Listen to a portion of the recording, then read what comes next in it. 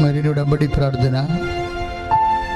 പരിശുദ്ധമ്മേ, പരിശുദ്ധമ്മേ, കൃപാസനം, കൃപാസനം, പ്രസാദപര മാതാവേ, അങ്ങേ സന്നിധിയിൽ ഞാൻ ചെയ്ത ഉടമ്പടി പാലിക്കുവാൻ എനിക്ക് ശക്തി തരണമേ. കൃപാസനത്തിലെ ഈ ആരാധനയിൽ പങ്കെടുക്കുന്ന എല്ലാ മക്കളോടും ചേർന്ന് നമ്മുടെ പ്രാർത്ഥനയുടെ ചേർത്ത് ആവശ്യം സാധിച്ചു തരണമേ. ശ്രുതിയുടെ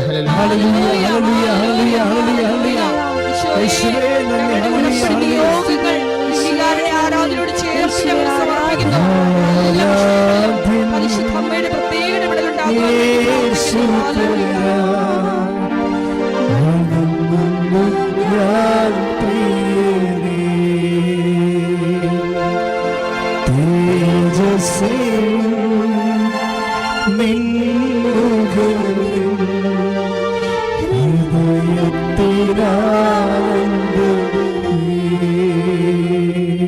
പരിശുദ്ധ പരമദിവ്യകാരുണ്യത്തിന് ആരാധനയും സ്തുതിയും പുകഴ്ചയും ഉണ്ടായിരിക്കട്ടെ. പരിശുദ്ധ പരമദിവ്യകാരുണ്യത്തിന് ആരാധനയും സ്തുതിയും പുകഴ്ചയും ഉണ്ടായിരിക്കട്ടെ. പരിശുദ്ധ പരമദിവ്യകാരുണ്യത്തിന് ആരാധനയും സ്തുതിയും പുകഴ്ചയും ഉണ്ടായിരിക്കട്ടെ. പ്രാർത്ഥിക്കാം. പരിശുദ്ധ അമ്മേ, കൃപാസനം, പ്രസാദപര മാതാവേ, അങ്ങേ സന്നിധിയിൽ ഞങ്ങൾ ചെയ്ത ഉടമ്പടി പാലിക്കാൻ എന്റെ കുടുംബത്തിന് ശക്തി തരണമേ.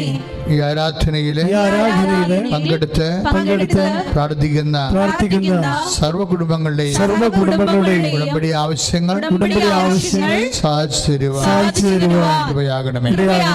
ശ്രുതിയുടെ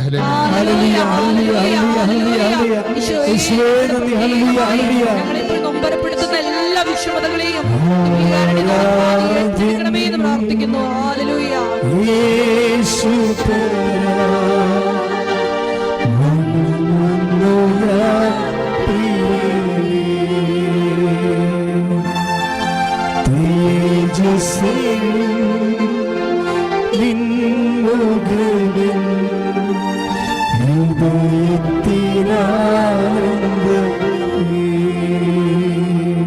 പരിശുദ്ധ പരമദിവ്യകാരുണ്യത്തിന് ആരാധനയും സ്തുതിയും പുകഴ്ചയും പരിശുദ്ധ പരമദിവ്യകാരുണ്യത്തിന് ആരാധനയും സ്തുതിയും പുകഴ്ചയും പരിശുദ്ധ പരമദിവ്യകാരുണ്യത്തിന് ആരാധനയും സ്തുതിയും പുകഴ്ചയും അമ്മേ പരിശുദ്ധമേ, അമ്മേ പരിശുദ്ധമേ, കൃപാസനം, പ്രസാദപരമായ അങ്ങേ സന്നിധി എന്റെ പ്രിയപ്പെട്ടവർക്ക് ഞാൻ ചെയ്ത ഉടമ്പടി പാലിക്കുവാൻ ശക്തി തരണമേ.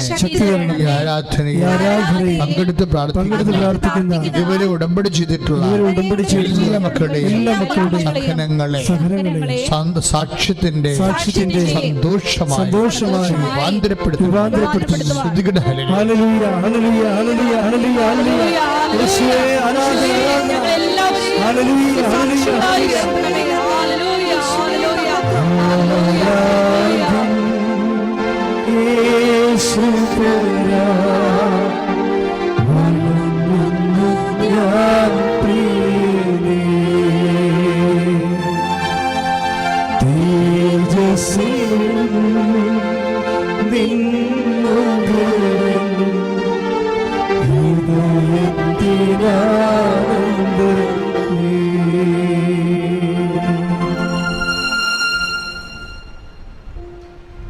പ്രിയമുള്ളവരെ,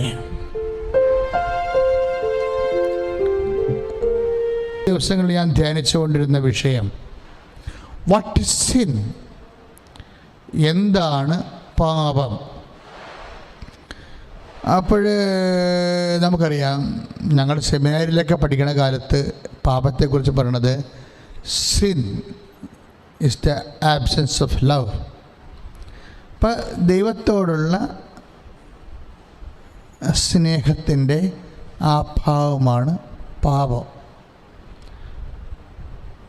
അങ്ങനെ ദൈവശാസ്ത്രജ്ഞന്മാരൊരു കാഴ്ചപ്പാടിലെത്താൻ കാരണം പാപം നിയമലംഘനമാണെന്ന് യോഹന്നാനിലൂടെ വെളിപാടുള്ളത് കൊണ്ടാണ്. നമ്മളൊന്ന് യോഹന്നാൻ വായിക്കുമ്പോൾ പാപം എന്താണെന്ന് യോഹന്നാൻ പറയുന്നുണ്ട്. അത് നിയമലംഘനമാണ്. അപ്പോൾ എന്താണ് നിയമലംഘനം എന്ന് ചോദിച്ചാൽ, പഴയ നിയമത്തിൽ 10 കൽപ്പനകളാണ് നിയമം. കാരണം നിയമപുസ്തകം എന്നാണ് ഈ 10 കൽപ്പനയൊക്കെ എഴുതിയിരിക്കുന്നത്. പക്ഷേ നമ്മൾ ഉൽപ്പത്തി അല്ലെ പുറപ്പാട് 24 വായിക്കുമ്പോൾ ഉടമ്പടി പുസ്തകമെന്നും വിളിക്കും. പഴയ നിയമത്തെ വിളിച്ചുകൊണ്ടിരുന്ന പേര് ഉടമ്പടി പുസ്തകം എന്നാണ്. ഉടമ്പടി പുസ്തകം. അപ്പോൾ ഉടമ്പടി എന്ന് പറയുന്നത് എന്താണ്? നിയമമാണ്. പാപം എന്ന് പറയുന്നത് എന്താണ്? നിയമലംഘനമാണ്. അപ്പോൾ പാപം എന്ന് പറയുന്നത് എന്താണ്? ഉടമ്പടി ലംഘനമാണ്. പക്ഷേ പുതിയ നിയമത്തിൽ വരുമ്പോൾ നിയമം എന്താ? ഞാൻ നിങ്ങളെ സ്നേഹിച്ചതുപോലെ നിങ്ങളും പരസ്പരം സ്നേഹിക്കുവിൻ. അതാണ് നിയമം. നിയമം എല്ലാം ഇങ്ങനെ സമഞ്ജസമായിട്ട് സമ്മേളിച്ച് അതിനെ കാച്ചി കുറുക്കി അതിൻ്റെ സത്ത എടുത്തിട്ട് ഈശോ പറയും, there is only one law persist, that is love. എന്നിട്ട് love at the level of the cross എന്ന് പറയും. യേശു നിയമത്തെ എല്ലാം എടുത്തിട്ട് യേശു എന്താ ചെയ്തതെന്ന് വെച്ച് കഴിഞ്ഞാൽ, നിയമത്തിനൊരു നിയതമായ സമഗ്രതയും ഒരു വ്യക്തതയും വരുത്തിയിട്ട് പറയും വാട്ട് ഇസ് ലവ് എന്ന് പറയും. ഇപ്പം എന്താണ് സ്നേഹം, എന്താണ് നിയമം എന്ന് പറഞ്ഞിട്ട് യേശു പറയും,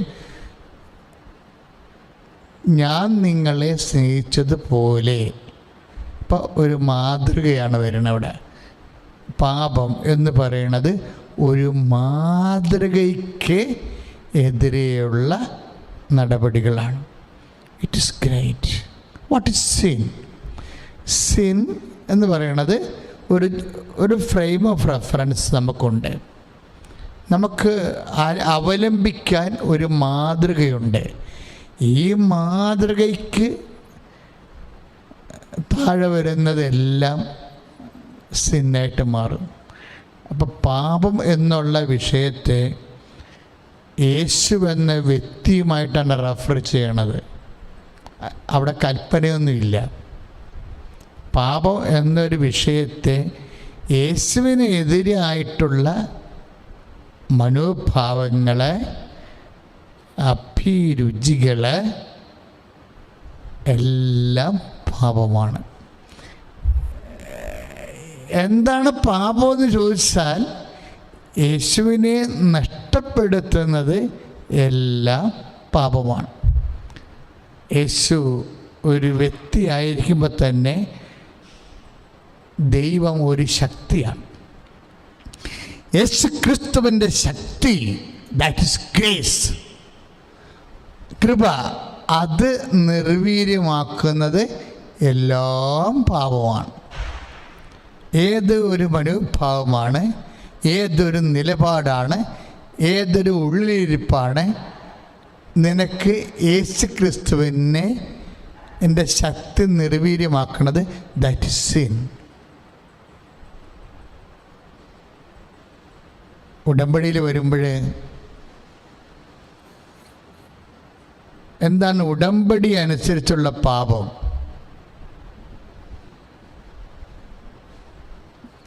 അപ്പം അങ്ങനെ പറയണമെങ്കിൽ ഒരു ചോദ്യം കൂടി ചോദിക്കേണ്ടി വരും നമ്മൾ. എന്താണ് ഉടമ്പടി അനുസരിച്ചുള്ള പുണ്യമെന്ന് നമ്മൾ ആലോചിക്കേണ്ടി വരും. എന്താണ് ഉടമ്പടി അനുസരിച്ചുള്ള പുണ്യം? ഉടമ്പടി അനുസരിച്ചുള്ള പുണ്യം എന്ന് പറയണത് അവൻ പറയണത് പോലെ ചെയ്യണതാണ് ഉടമ്പടി അനുസരിച്ചുള്ള പുണ്യം. നമുക്ക് പുണ്യം നഷ്ടപ്പെട്ട്, കൃപ നഷ്ടപ്പെട്ടു കഴിഞ്ഞാൽ നമ്മുടെ മുമ്പിലുള്ള ആദ്യത്തെ മാർഗം എന്താണ്? നഷ്ടപ്പെട്ട പുണ്യത്തെ റീക്യാപ്ചർ ചെയ്യുകയാണ്, റീസ്റ്റോർ ചെയ്യണം, അതിൻ്റെ യഥാസ്ഥാനത്തിലേക്ക് കൊണ്ടുവരണം. എങ്ങനെ അത് കൊണ്ടുവരണത്? അവൻ പറയണത് പോലെ ചെയ്തുകൊണ്ടാണ്. അപ്പോൾ ഉടമ്പടിയുടെ പുണ്യം അവൻ പറയണ പോലെ ചെയ്യുകയാണെങ്കിൽ ഉടമ്പടിയുടെ പാപം എന്തായിരിക്കും? അവൻ പറയണ പോലെ ചെയ്യാത്തതായിരിക്കും. അപ്പോൾ വാട്ട് ഇസ് സിൻ, എന്താണ് പാപം, ഉടമ്പടി അനുസരിച്ചുള്ള പാപം എന്താണ്, ഉടമ്പടി അനുസരിച്ചുള്ള പാപം എന്താണ്? അവൻ പറയണത് പോലെ ചെയ്യാത്തതെല്ലാം ഉടമ്പടി അനുസരിച്ചുള്ള പാപമാണ്.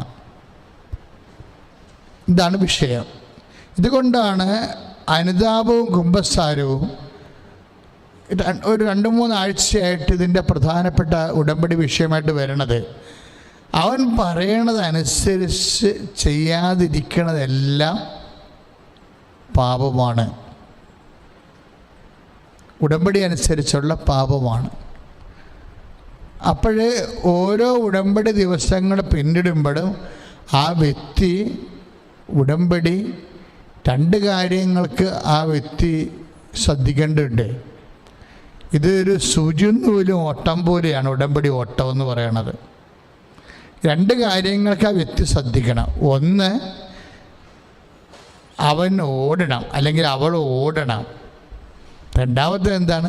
ചുമ്മാ ഓടിയാലും മറ്റുള്ളവരുടെ ഒപ്പം നിന്ന് ജയിച്ചാലും പറ്റത്തില്ല. ആ ജയിച്ച് വന്ന സമയത്ത് സൂചിയും നൂല് സൂചിയിൽ കോർത്തിരിക്കണം. 2 കാര്യങ്ങൾ നമ്മൾ ശ്രദ്ധിക്കേണ്ടി വരും. ഈ ഉടമ്പടി യാത്രയിൽ 2 കാര്യങ്ങൾ ശ്രദ്ധിക്കണം. ഒന്ന്, നമ്മൾ ഓടിക്കൊണ്ടേ ഇരിക്കണം, നിൽക്കണ പാട്ടത്തിന് നിൽക്കരുത്, വളർച്ച ഉണ്ടാകണം. രണ്ടാമത് എന്താണ്? ലക്ഷ്യം സാധിച്ചിരിക്കണം. വളർച്ച ഉണ്ടായാലും മാത്രം പോരാ, ലക്ഷ്യം സാധിക്കണം. എന്താണ്? സൂചിയുടെ കുഴയിൽ നൂല് കോർത്തിരിക്കണം. ഇപ്പം നമ്മൾ ജയിച്ചു, അപ്പോൾ അതിൻ്റെ ബീഡിൽ വന്നിട്ട് നോക്കിയപ്പോൾ അയ്യോ നൂല് കോർത്തില്ല എന്ന് പറയാം. അപ്പോൾ ആളൗട്ടായി. നൂല് കോർത്തു, പക്ഷെ നമ്മൾ ഓടിയെത്തിയില്ല, അപ്പോൾ നമ്മൾ ഔട്ടായി. ഈ 2 കാര്യങ്ങൾ ഒരുമിച്ച് ശ്രദ്ധിച്ചാൽ മാത്രമേ നമുക്ക് ഉടമ്പടി വളരെ ഒരു വ്യക്തിയെ വളരെ ചിട്ടയായ രീതിയിൽ ദൈവത്തിൽ വളർത്തണ ഒരു പ്രാർത്ഥനയാണ്, ഒരു ജീവിത രീതിയാണ്. ശരിക്കും പറഞ്ഞാൽ ഉടമ്പടി ഒരു ജീവിത രീതിയാണ്. പക്ഷെ അതിൻ്റെ വിഷയമെന്ന് പറയണത് നമ്മൾ ഓടിക്കൊണ്ടേയിരിക്കണം. ഓടിക്കഴിയുമ്പോൾ സൂചി കോർത്തുകൊണ്ട് നൂല് കോർത്ത് കഴിഞ്ഞിരിക്കണം. ഇത്രയും 2 കാര്യങ്ങൾ നമുക്ക് ഒരുമിച്ച് ശ്രദ്ധിക്കാനുണ്ട്. എന്നുവെച്ചാൽ അപ്പോൾ ഉടമ്പടിയിൽ എന്താ പറയുന്നത് വെച്ചാൽ, ഉടമ്പടി നമ്മൾ വളർച്ച പ്രാപിച്ചുകൊണ്ടിരിക്കണം. ഉടമ്പടിയിൽ വളർച്ച പ്രാപിച്ചുകൊണ്ടിരിക്കണം. സ്നേഹമായിരിക്കട്ടെ നിങ്ങളുടെ ലക്ഷ്യമെന്നുള്ള ലക്ഷ്യം സാധിച്ചുകൊണ്ടേയിരിക്കണം. 2 ഒരുമിച്ച് ശ്രദ്ധിക്കേണ്ടി വരും. പക്ഷെ നിർഭാഗ്യവശാൽ ഉടമ്പടി എൻ്റെ തുടക്കക്കാരെപ്പോഴും സംഭവിക്കുന്നത്, അവരെന്താണ് ഉടമ്പടിയിൽ എഴുതി വച്ചിരിക്കുന്നത്, മകളുടെ കല്യാണക്കാര്യമോ അല്ലെങ്കിൽ വീട് വെക്കണതോ വീട് വാങ്ങിക്കണതോ ജോലി കിട്ടണതോ ആ കാര്യത്തിലാണ് ആൾക്കാർ ശ്രദ്ധിക്കുന്നത്. അതാണ് എല്ലാവർക്കും സാക്ഷ്യം പറയാൻ പറ്റാതെ വരണത്. നിങ്ങൾ ഉടമ്പടി ശ്രദ്ധിക്കുന്നത് മാതാവിൻ്റെ മുമ്പിൽ നിങ്ങൾ എഴുതിയിട്ടിരിക്കുന്ന വിഷയങ്ങളിൽ മാത്രമാണ്. ആ വിഷയങ്ങൾ എന്തിനുള്ളതാണ് സംഭവമാണ്. ആ വിഷയങ്ങളിലൂടെ അതൊരു ചെറിയൊരു ഇരയാണ്. നമ്മളതിട്ടൊരു വലിയ മീൻ പിടിക്കും. എന്തിനാണ് മീൻ പിടിക്കണത്? നിത്യതയെന്ന് പറഞ്ഞ വലിയ മീൻ പിടിക്കണ സംഭവമാണ്. നമ്മൾ എഴുതിയിട്ടിരിക്കുന്ന ചെറിയൊരു കാര്യമാണ്. പക്ഷെ അതിന് നിങ്ങൾക്ക് തരണതോ നിങ്ങൾക്ക് റെസ്റ്റില്ലാത്ത നല്ല ഒരു ആത്മീയ അഭ്യാസം തരുന്നുണ്ട്. അത് വളരെ കർക്കശമായി ചെയ്യുന്ന ആൾക്കാരുണ്ട്. അതൊരു പകുതി കാർക്കശ്യത്തോട് ചെയ്യുന്ന ആൾക്കാരുണ്ട്. അതെല്ലാം നിങ്ങളുടെ ദൈവസ്നേഹത്തെയാണ് ആശ്രയിച്ചിരിക്കുന്നത്. ദൈവസ്നേഹത്തെ ഒന്ന് പ്രാർത്ഥിക്കുക. കർത്താവായ ദൈവമേ, ദൈവസ്നേഹത്താൽ എൻ്റെ ഹൃദയത്തെ നിറക്കണമേ. ദൈവസ്നേഹത്താൽ എൻ്റെ ആത്മീയ ജീവിതത്തെ അങ്ങ് നിറക്കണമേ. ശ്രുതികട ഹല്ലേലൂയ.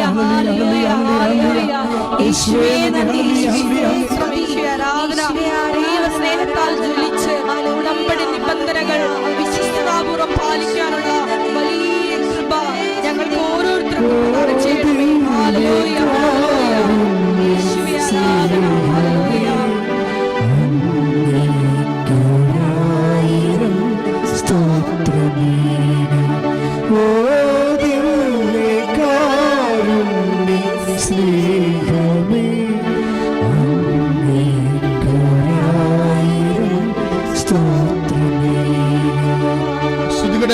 Hallelujah, hallelujah. യേശുവേ ആരാധന. Hallelujah. Hallelujah. Hallelujah, hallelujah, hallelujah, hallelujah. യേശുവേ നന്ദി. Hallelujah, hallelujah, hallelujah, hallelujah, hallelujah, hallelujah, hallelujah, hallelujah. യേശുവേ നന്ദി, നന്ദി. Hallelujah, hallelujah, hallelujah, hallelujah, hallelujah. Hallelujah. യേശുവേ ആരാധന. Hallelujah, hallelujah, hallelujah. ഹല്ലേലൂയ, ജയം ഹല്ലേലൂയ. യേശു കർത്താവ് ജീവിക്കുന്നു. ഹല്ലേലൂയ, ജയം ഹല്ലേലൂയ. യേശു കർത്താവ് ജീവിക്കുന്നു. യേശു ക്രിസ്തുവൻ ജീവിക്കുന്നു. തിരുവോസ്തിയിൽ ജീവിക്കുന്നു. യേശു ക്രിസ്തുവൻ ജീവിക്കുന്നു. തിരുവോസ്തിയിൽ ജീവിക്കുന്നു. സ്വയം ഭോജ്യമായി നൽകിയത് സ്നേഹിതരോട് നിത്യം വസിച്ചിടുവാ. സ്വയം ഭോജ്യമായി നൽകിയത് സ്നേഹിതരോട് നിത്യം വസിച്ചിടുവാ. ഹല്ലേലൂയ, ജയം ഹല്ലേലൂയ. യേശു കർത്താവ് ജീവിക്കുന്നു. ഹല്ലേലൂയ, ജയം ഹല്ലേലൂയ. യേശു കർത്താവ് ജീവിക്കുന്നു. നമ്മൾ ദൈവസ്നേഹത്തെക്കുറിച്ച് ഇത് നമ്മൾ പറഞ്ഞു. ഉടമ്പടിയുടെ പാപം എന്ന് പറയണത് ദൈവം അവൻ പറയണത് പോലെ ചെയ്യാത്തതാണ്. ഇപ്പം നമ്മൾ വീണുപോയ ആൾക്കാരുടെ എല്ലാവരുടെയും വീഴ്ചയുടെ കാരണങ്ങൾ അന്വേഷിച്ചാൽ ഹൗവ വീണുപോയത് എന്താണ്? അല്ലെങ്കിൽ ആദം വീണുപോയത് എന്തുകൊണ്ടാണ്? അവൻ പറയണത് പോലെ ചെയ്യാത്തത് കൊണ്ടാണ്. വ്യക്തമല്ലേ? അവിടെയൊക്കെ വീഴ്ചയ്ക്ക് കാരണം എന്താണ്? അവൻ പറയണത് പോലെ ചെയ്യാത്തതാണ്. വളർച്ചയ്ക്ക് കാരണം എന്താ? അവൻ പറയണത് പോലെ ചെയ്യണതാണ്. ഉറപ്പല്ലേ? ഇതുപോലെ തന്നെയാണ് ഇപ്പോഴ് കായൻ്റെ വീഴ്ചയ്ക്ക് എന്താ കാരണം? ഉചിതമായി ചെയ്താൽ നീയും സ്വീകരിക്കപ്പെടുകയില്ലേ? ഉചിതമായ അവിടെ ഉടമ്പടിക്ക് പകരം ഉപയോഗിച്ചിരിക്കുന്ന വാക്ക് ഉചിതമെന്നാണ്.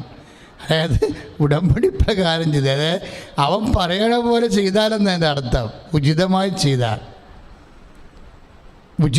ചെയ്താൽ നീയും സ്വീകരിക്കപ്പെടുകയില്ലേ? അതായത് ദൈവം പറയണ പോലെ ചെയ്താൽ നിൻ്റെ ബലിയും സ്വീകരിക്കപ്പെടുകയില്ലേ എന്നാണ് ചോദിക്കുന്നത്. ഇതിനൊക്കെ വരണത് ഈ വിഷയം നമുക്കൊന്നും അറിയാഞ്ഞിട്ടൊന്നുമില്ല. ഇതൊക്കെ കുറിച്ച് നമുക്ക് നല്ല ശരിക്കും അറിയാവുന്നതാണ് ഇതിൻ്റെ അപകടം മുഴുവനും. കർത്താവ് എന്താ പറഞ്ഞത്? ഞാൻ നിങ്ങളോട് വന്ന് പറയാതിരുന്നെങ്കിലേ നിങ്ങളുടെ പാപങ്ങൾക്ക് നിങ്ങൾക്ക് ഒഴിവ് കഴിവുണ്ടായിരുന്നേനും. പറഞ്ഞത് കാരണം ഒഴിവ് കഴിവില്ല. ഈ വചനം ഓരോ കാലത്തും വചനം അറിയുകയും കേൾക്കപ്പെടുകയും ചെയ്യുമ്പോൾ നമ്മുടെ സ്പേസ് കുറഞ്ഞ് വരുന്നു എന്നാണ്. രക്ഷപ്പെടാനുള്ള സ്പേസ് കുറഞ്ഞ് വരും. ഭയങ്കര അപകടം പിടിച്ചൊരു പരിപാടിയാണ് ഇല്ലേ? ഇപ്പം നമ്മുടെ ശ്വാസം എടുക്കാനുള്ള സ്പേസ് കോവിഡൊക്കെ ചെന്ന് തറക്കണത് എവിടെയാണ്? ശ്വാസം എടുക്കാനുള്ള സ്പേസ് കുറഞ്ഞ് വരും. പിന്നെ തീരുമ്പോൾ നമ്മൾ പുറത്ത് ശ്വാസകോശം ഫിറ്റ് ചെയ്യും, വെന്റിലേറ്റർ അല്ലേ? സ്പേസ് കുറയണതാണ്. ഇതുപോലെ ഒരു ക്രിസ്ത്യാനിയുടെ വെന്റിലേറ്റർ എന്ന് പറഞ്ഞാൽ എന്താണ്? ഇത് സ്പേസ് വചനം കേട്ട് വരുന്തോറും സ്പേസ് കുറഞ്ഞു വരും. എന്താ അങ്ങനെ പറയാൻ കാര്യം? ഞാൻ നിങ്ങളോട് പറഞ്ഞ വചനം നിമിത്തം നിങ്ങൾ ശുദ്ധിയുള്ളവരായിരിക്കുന്നുവെന്ന് പറഞ്ഞ ഈശോ തന്നെയാണ് പറഞ്ഞത്, ഞാൻ നിങ്ങളോട് പറയാതിരുന്നെങ്കിൽ നിങ്ങൾക്ക് സ്പേസ് ഉണ്ടായേനം, ഒഴിവ് കഴിവുണ്ടായേനം, തെന്നി മാറാനും രക്ഷപ്പെടാനും ഒക്കെ ഒഴിവ് കഴിവുണ്ടായേനം. നിങ്ങളുടെ സ്പേസ് ഞാൻ കുറയ്ക്കുകയാണ്. എങ്ങനെ കുറക്കുന്നു? വീണ്ടും വീണ്ടും വചനം പറഞ്ഞ്. ഇപ്പം എനിക്കൊക്കെ സ്പേസ് ഇല്ലെന്ന് വേണേൽ പറയാം. കാര്യം എന്താ?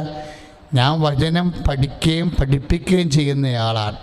എല്ലാം എനിക്ക് ഒരുത് അറിയാം വിഷയങ്ങൾ. അപ്പോൾ എനിക്ക് സ്പേസ് ഇല്ല. എനിക്ക് അല്പം തെറ്റാൽ ഉടനെ വെന്റിലേറ്റർ കൊണ്ടുവന്ന് വെക്കേണ്ടി വരും. അപ്പം നിങ്ങൾ ആരും ധരിക്കരുത് വചനം കേൾക്കുന്നത് ഒരു വലിയ ദൈവാനുഗ്രഹമാണെന്ന് കേൾക്കരുത്. അത് ആർക്കാണ്? അത് അനുവർത്തിക്കാൻ സാധ്യതയുള്ളവർക്ക് മാത്രമാണ് ദൈവാനുഗ്രഹം. അല്ലാത്തവർക്കെല്ലാം വചനം കേൾക്കുന്നത് ശാപമാണ്. എന്താ കാര്യം? ഞാൻ നിങ്ങളോട് പറയാതിരുന്നെങ്കിൽ നിങ്ങളുടെ പാപത്തിന് ഒഴിവ് കഴിവുണ്ടായേനം. പറഞ്ഞത് കാരണം ഒഴിവ് കഴിവില്ല, സ്പേസ് ഇല്ല. അപ്പോൾ ഓരോ വചനം കേൾക്കുമ്പോഴും നമ്മുടെ സ്പേസ് കുറഞ്ഞു വരികയാണെന്ന് ഓർക്കണം. അപ്പം നിങ്ങളോർക്കും അങ്ങനെ പിന്നെ വചനം കേൾക്കാതിരിക്കുന്നതല്ലേ നല്ലത്? ശരിയാണ്, തീർച്ചയായിട്ടും കേൾക്കാതിരിക്കുന്നതാണ് നല്ലത്. കാര്യം ദൈവം അങ്ങനെ ഒരാളെ മാറ്റി വച്ചിട്ടുണ്ടെങ്കിൽ ബൈബിൾ ആ വിഷയത്തെക്കുറിച്ച് എപ്പോഴും സംസാരിക്കും. എന്താ പറയണത്? അവർ കണ്ണുകൊണ്ട് കാണുക, ചെവി കൊണ്ട് കേൾക്കുക, അങ്ങനെ മാനസാന്തരപ്പെടുക, ഞാനവരെ സംരക്ഷിക്കുക അസാധ്യം. എന്താണ്? ഈ ജനതയുടെ ഹൃദയം കഠിനമായിരിക്കുന്നു. അതാണ് സംഭവം. അപ്പോൾ പിന്നെ ദൈവത്തിൻ്റെ പണി കുറഞ്ഞിരിക്കും. ഒരാത്മാവ് മരിച്ചു കഴിഞ്ഞാൽ പിന്നെ സംസാരിക്കേണ്ട കാര്യമില്ല. അപ്പോൾ സ്വാഭാവികമായിട്ട് എന്താ ഉദ്ദേശിക്കുന്നത്? നമുക്ക് വേറെ ഇതിൻ്റെ അകത്ത് വരുമ്പോൾ ഓപ്ഷൻ ഇല്ലാതെ മാറുകയാണ്. എന്താണ്? നമുക്ക് കേൾക്കാണ്ടിരിക്കാനും പറ്റത്തില്ല, കേട്ടാൽ അത് അനുവർത്തിക്കാതിരിക്കാനും പറ്റത്തില്ല. രണ്ടും, കേൾക്കാതിരിക്കണതും അനുവർത്തിക്കാതിരിക്കണതും ഒരേ ഫലമാണ് തരണത്. പ്രാർത്ഥിക്കുക. കർത്താവായ ദൈവമേ, വചനത്തിന്റെ ജീവിതത്തിലുള്ള നടപടിക്രമങ്ങളെക്കുറിച്ച് എനിക്ക് കൂടുതൽ ബോധ്യം നൽകുന്നതിന് ഞാൻ നന്ദി പറയുന്നു. ശ്രദ്ധിക്കട്ടെ. ഹല്ലേലൂയ.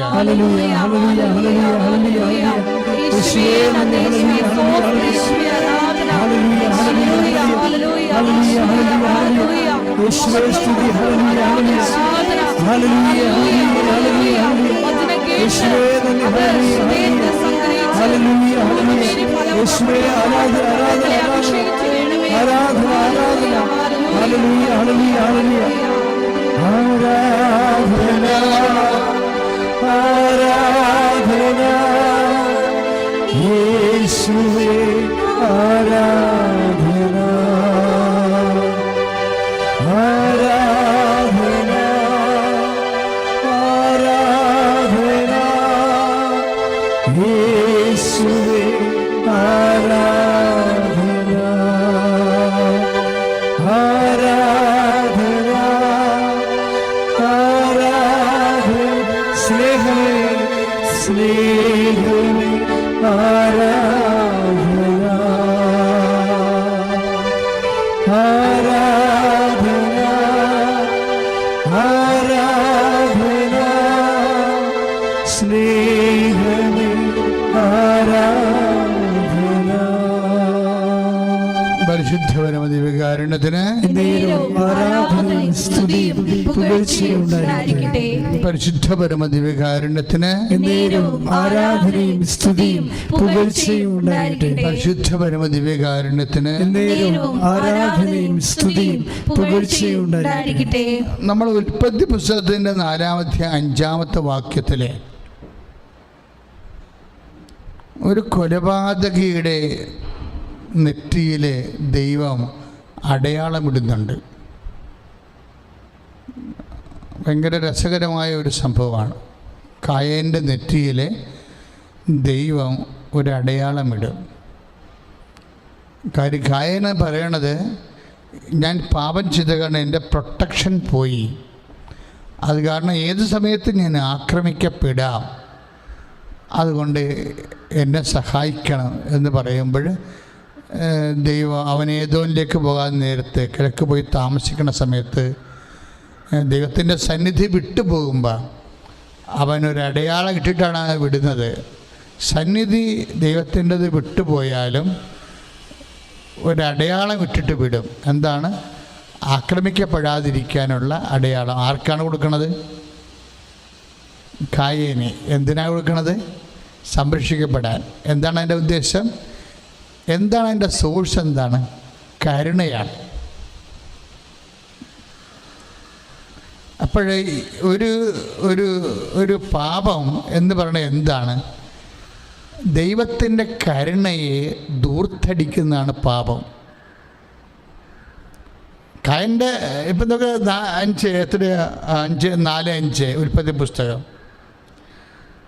എന്താ പ്രശ്നം വെച്ച് കഴിഞ്ഞാൽ ഉൽപ്പത്തി പുസ്തകത്തിൽ ഇവൻ്റെ കൊലപാതകയായിട്ട് മാറുകയാണ്. ആബേലിനെ കൊന്നു.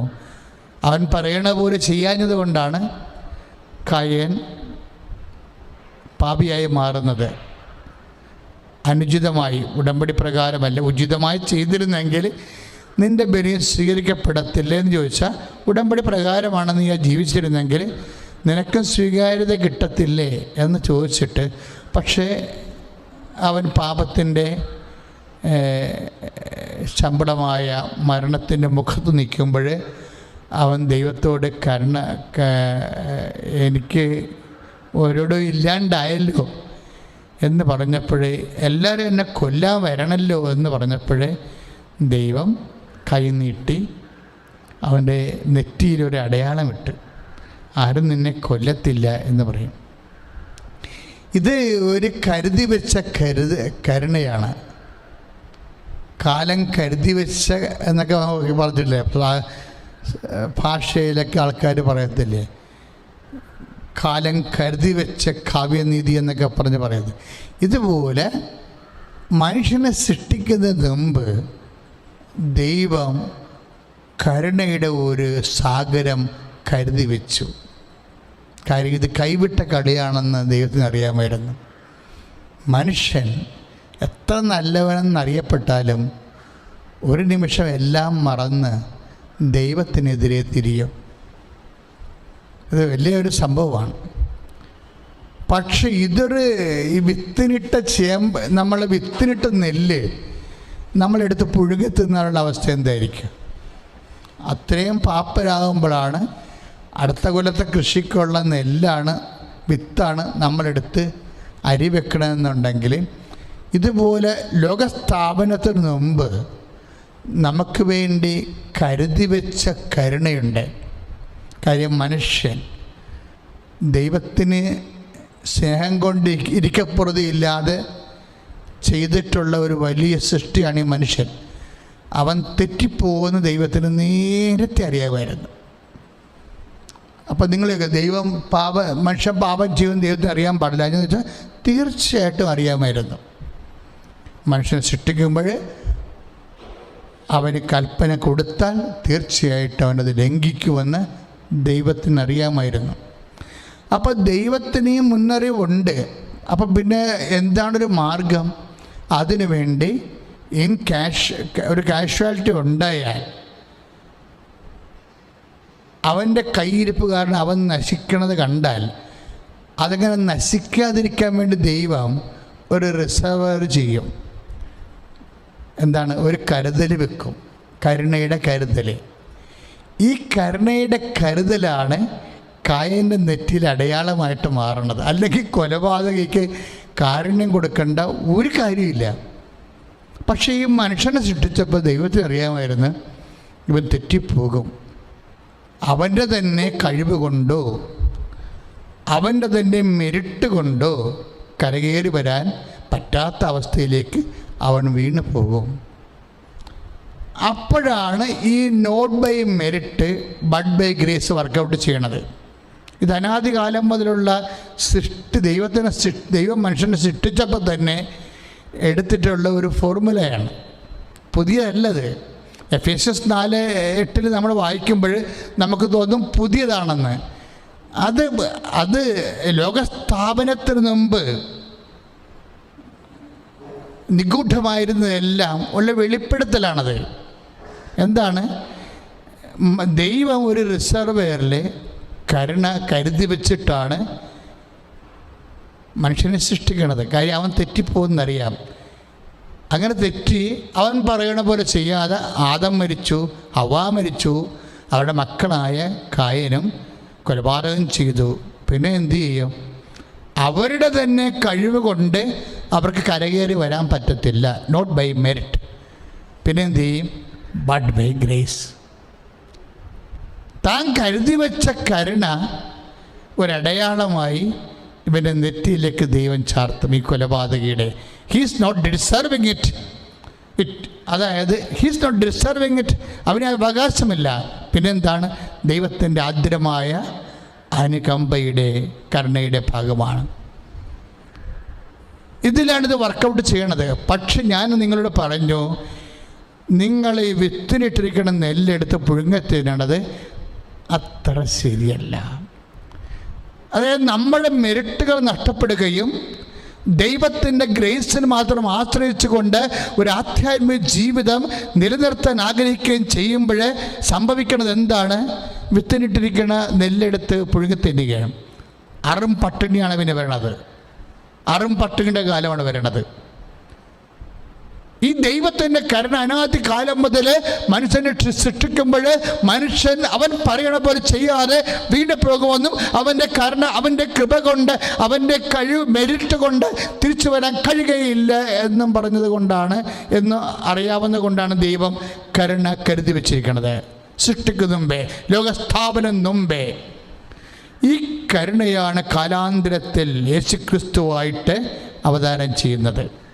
സ്തുതിക്കട്ടെ. ഹല്ലേലൂയ. യേശുവേ സ്തോത്രം. ഹല്ലേലൂയ.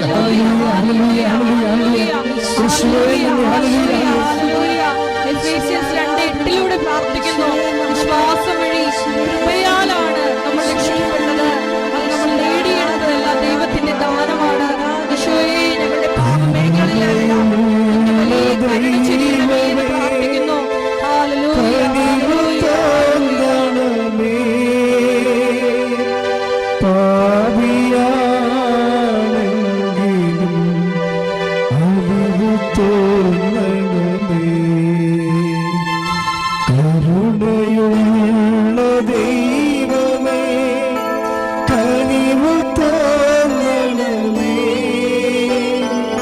ഭാവിയാണെങ്കിലും